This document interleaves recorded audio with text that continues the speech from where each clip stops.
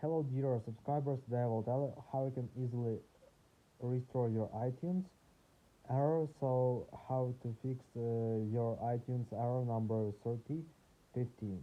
So how you can fix it? So for fixing it, first thing you need to check is to check your Wi-Fi connection. So just check if you are successfully connected to your Wi-Fi.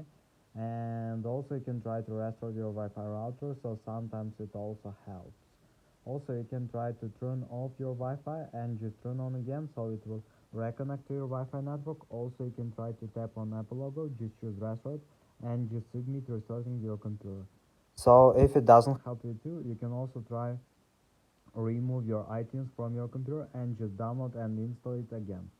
And also you can check your iTunes for the latest updates, and just if you have it, just download and install on your computer, and just check your iPhone for the latest updates. If you have, just download and install them on your phone.